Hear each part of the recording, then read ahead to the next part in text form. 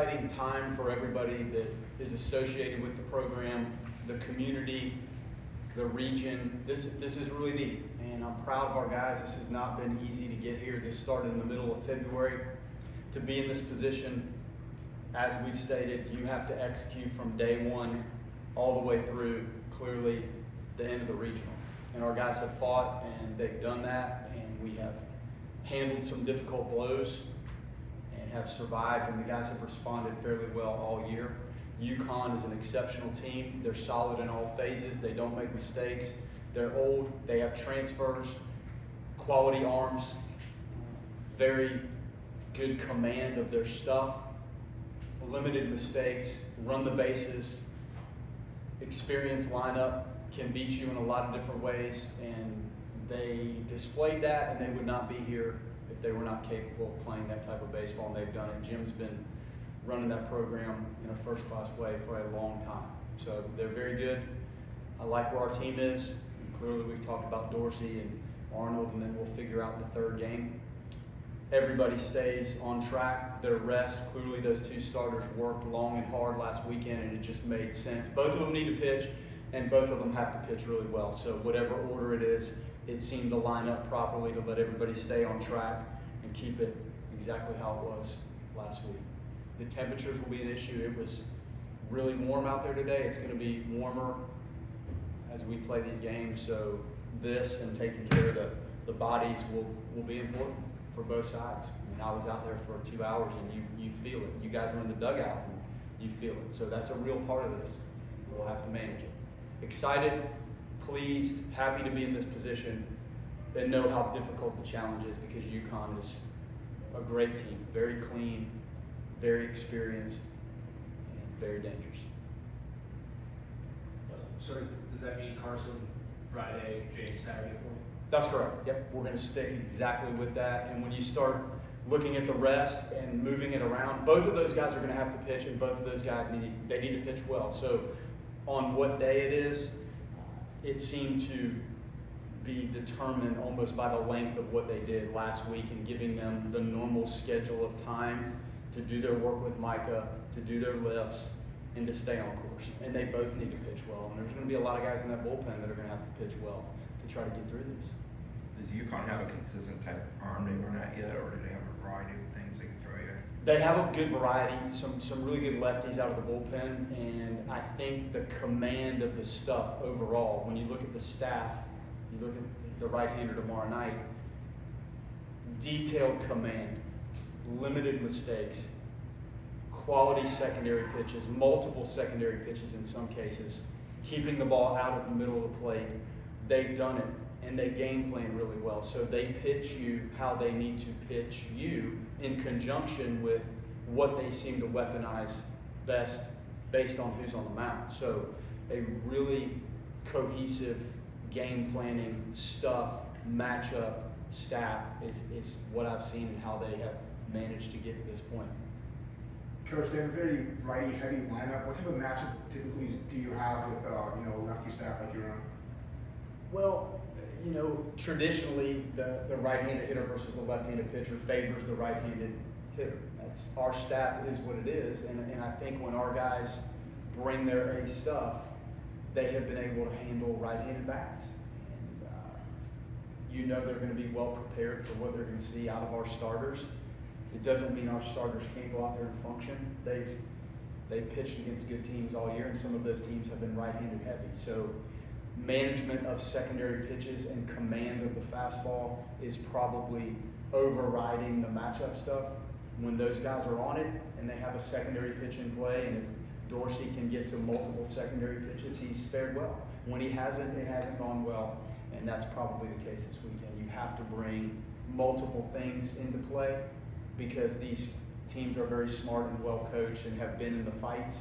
So you have to bring the correct warfare tools into battle, and I hope they do it, because the matchup is tricky when you have a lot of righties, and our bullpen's left-handed, dominant for the most part too. So it is what it is. You just have to execute and defend. Coach, it's going to be a sellout crowd this weekend. I know you talked about just how smart the fan base is and what they're able to contribute, but you're going to have another early game. We know it's hot, but we know that your fan base shows out. Can you just talk a little bit about having UConn come into this house and how excited you are to have that support behind you no matter what time that game starts? The fans are the best, and their knowledge of our team and their knowledge of the game overall. I've been everywhere. Like, I've coached in essentially every conference or against every conference, and have been out west and the SEC. I've seen it. Our people follow the details of the game, and they've watched good baseball for a long time, and they're going to see it this weekend.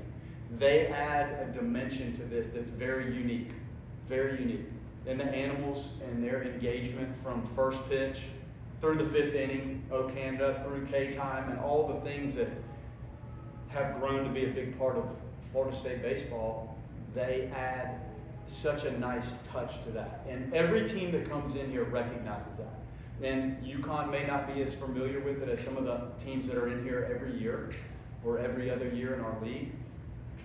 But it won't take them long to feel the atmosphere, and people enjoy it. Our fans are classy. Like, there's an atmosphere, but it's the right atmosphere. So I couldn't be more happy with how our community rallies around our team, and also how they rally around the sport in general. It's quality fansmanship and how they root and how they follow what goes on pitch by pitch. You extended Connor out to like 61 pitches last week, I think. Just how did you feel like he did in that? Well, still building up his pitch now. I think it has gotten better as he goes. I guess I feel that maybe the first inning, just getting the ball to the bottom of the zone, seems to be something that you struggle with when you probably haven't been out there on a completely regular basis in the same role.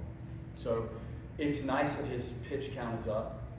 We got to make sure he keeps that thing down. One swing can change a lot in these short sprint tournaments like this.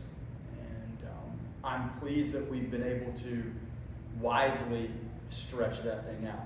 When you look back at his outings, everything, even though there were different type of roles and situations, I think everything built up almost like you would do it in a preseason setting in terms of pitch count and rest and recovery, and like what we did today, managing some PFP type throws in between the outings and the bullpen stuff. So I'm really happy with where he is, and he could do more because we've followed the protocol of how to bring somebody back. So now he's in position to probably add to the 60 to get you 70 to 75 pitches if needed. Now we'll have to decide how to use him. You might be in a position that you need to use him before you get to starting a third game. So we'll have to sort that out and feel what this is like and how the game moves forward and see how they're reacting. Like the right-handed hitters, we're not extremely deep with the right-handed relievers. He adds that to our staff. So do we need him before we get to Sunday? We may. But because he threw 60 pitches, he's in play before Sunday. If he had thrown 120, then you're probably still in the recovery phase. So we're in good shape with that. How has the team handled the last 3 days, excitement-wise and pressure-wise, with being on the last 16 teams? I think they're really proud and excited.